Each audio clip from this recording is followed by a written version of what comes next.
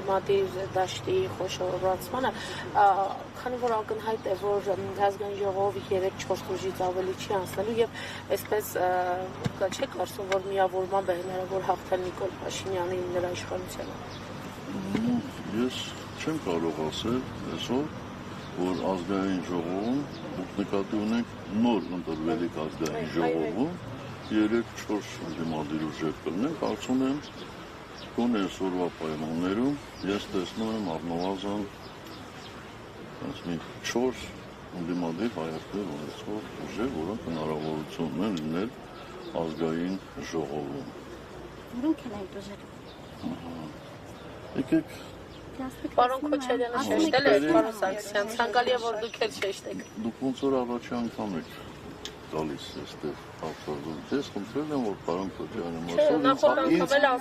ինձ հարցեր չտա։ Բայց մենք չենք կարող ձեզ հարցեր չտալ Հայաստանի երկրորդ նախագահի եւ մեկ այլ ընդդիմադիրի վերաբերյալ, որքան էլ դուք դա ուզում եք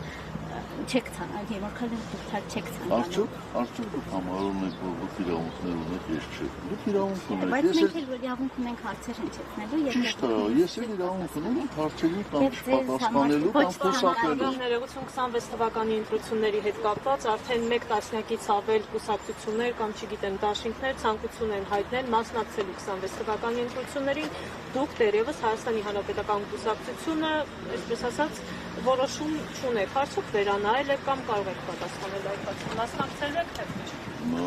Ոչ, մենք մեր որոշումը չենք վերանայել, մենք այսօր նախապատվությունը տալիս ենք իմպիչմենտին եւ կարծում եմ բոլորը տեսնում եք, որ խորհրդարանական ընդդիմության իրական կոնսոլիդացիան շատ լավ հնարավորություններ են բացում իմպիչմենտի հետագա իրականացման գործում։ Ես ընդհանրապես շատ զարմացած եմ այն մարդկանց վրա, հատկապես այն քաղաքական ուժերի, ովքեր փորձում են իմպիչմենտը հակադրել ընտրություններին։ Բայց ինչպես կարելի է հակադրել։ Դրանք երկուսն է սահմանադրական չասեմ միջոցառումներ, ամենայն դեպս սահմանադրական դրույթներ են։ Այսպես թե այնպես ընտրությունները կայանալու է։ Եվ սահմանադրությունը հստակ ընդգծում է, որ իմպիչմենտը ճգնաժամային լուծման գործիք է։ Եթե մարդիկ կարծում են, որ այսօր Հայաստանում ճգնաժամ չկա, մենք այդպես չենք կարծում։ Եվ մենք համարում ենք, որ օր առաջ սրանց իշխանություններից հեռացնելը միայն ու միայն Հայաստանին օգուտ է։ Այնպես որ կգա ժամանակը, մենք մեր կարծիքը կհայտնենք։ Պարոն Սարգսյան, դուք Նիկոլ Փաշինյանին չեք ճանաչում, երբ որ ընդդիմադիր գործիչ էր, երբ իրեն 2018 թվականին իշխանություն տվեցիք։ Ես մի քանի անգամ ասել եմ, հիմա էլ կրկնում եմ։ Ես այդ մարդուն ձեր շատ մոտիկից երևի տեսել եմ մաքսիմում 3 անգամ։ Դա մի անգամ եղել է 93-ի վերջ, 94-ի սկիզբ, մի անգամ եղել է,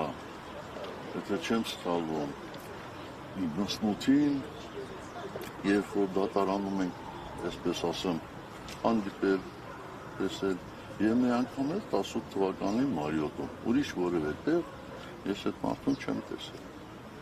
չեմ հանդիպել, եւ ոչ էլ միջնորդավորված խոսել եմ, եւ ոչ էլ հեռախոսակապ եմ ունեցել, որևէ բան չեմ ունեցել, ինչ է նշանակում ճանաչել, իհարկե բազա չէ, ես տեղյակ էի, եմ բոլոր հերանքներին, եմ բոլոր ստախոսություններին, եմ բոլոր շանտաժներին, որ տպագրվում է նրա կողմից խմբագրվող թերթը։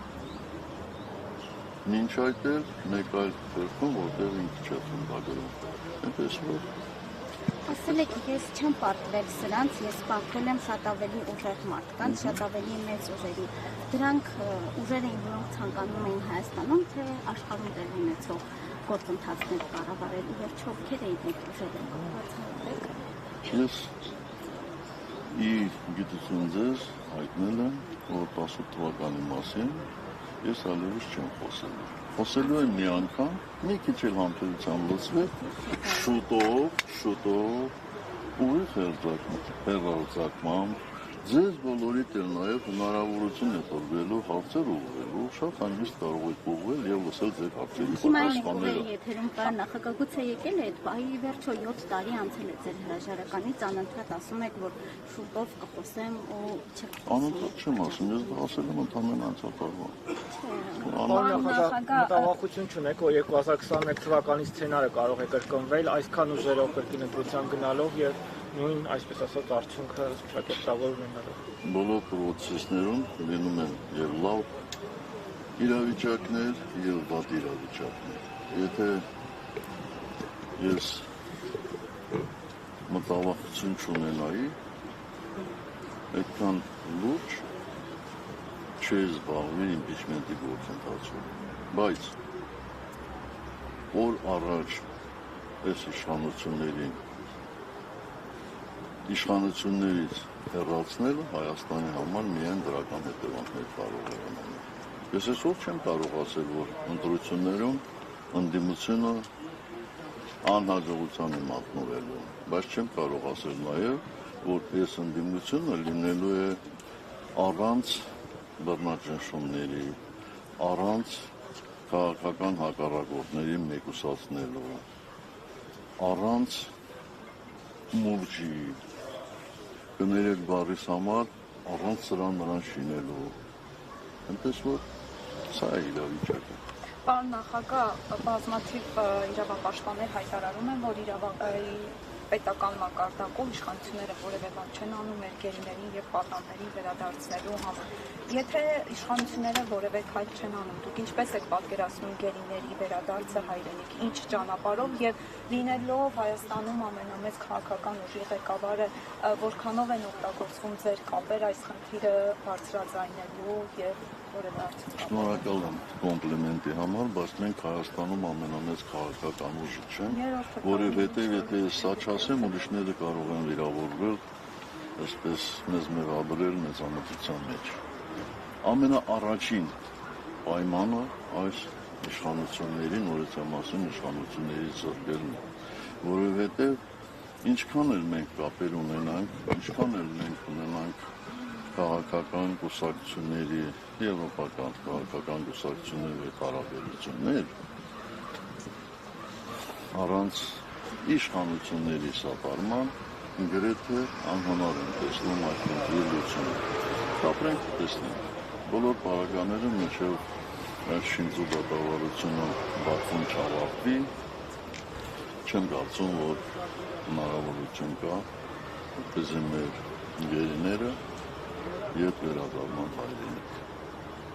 Նախագահ, եւ Արցախի վերաբերյալ դուք ասել եք, որ դուք պատրաստ չեք Արցախի անվտանգությունը զոհել, կրկին պիտի ձեր հրաժարականի մասին խոսեմ, բայց ձեր թիմակիցները անմիջապես երբ Նիկոլ Փաշինյանը եկավ իշխանության, ասում էին, որ եկել է Արցախը հանձնելու։ Այդ հակասությունը չի առաջանում ձեր թիմակիցների։ Ես հասկացա, ես ասել եմ, ես պատրաստ եմ Ես պատրաստ չէի փորձությունների ենթարկել Արցախի անվտանգությունը համապատասխանեցին։ Ձեր թիմակիցներն էլ անմիջապես հենց դուք հրաժարական տվեցիք եւ Նիկոլ Փաշինյանը եկավ իշխանության, ասում էին եկել է Արցախը հանձնելու։ Հաստատի դուք անվտանգության կամ չզոհելու համար անվտանգությունը հրաժարական տվեցիք, թիմակիցները վստահ էին, որ Նիկոլ Փաշինյանը հանձնելու է Արցախը, ինչպես ստացվում է։ Դա իրար չհակասող բնույթներ են, որովհետև որևէ մեկը լինել իմ թիմակից կամ այլ քաղաքական ուժից երբեք չէր կարող պատկերացնել Արցախի այսպիսի հանձնում Ադրբեջանը։ Ուստայն իմ թիմակիցները Արցախը հանձնել նկատի են ունեցել բանակցություններում զիջումների գնալը, որը կարող է բերել Արցախի հայտնել Ադրբեջանի կազմում։ Հասկանում եք։ Ես էլ, բայց ես էլ դա նկատի ունեի։ Հենց ես էլ դա նկատի ունեի, որովհետև իմ այլ գործողություններ կվնասեին բանակցային գործընթացը։ Միանշանակ։ Դուք գիտեք, ցենց ոտի վրա դժվար է բացատրել, բայց դուք վստահ եղեք, որ ցանկացած բանակցություններում միջնորդները անկախ նրանից, թե ինչ չափով են իրենց շահերը հաշվի առնում, միջնորդները միշտ ավելի գնում են այն ուղղությամբ, որտեղից հեշտ է չասեն զիջումներ, համաձայնություն գործել։ Հասկանում եք, միշտ այդպես է, մեզնից յուրաքանչյուրը։ Այդ տեսեք, եթե ուզում ենք այստեղով անցնել, գնալ, մենք ոսկ հասնենք, պետք է շրջանցենք, չէ՞։ Կամ էլ այս երկու ստոյկաների արանքով անցնենք, որպեսզի քիչ դիմադրության հանդիպենք։ Միջնորդները միշտ այդպես են, բանակցային process-ը այդպես է։ Եվ ով կամք ունի, ով կարողանում է փաստարկներ բերել, ով որ համոզված է, նա էլ բանակցություններում հաջողության է հասնում։ Ես պարոն նախագահ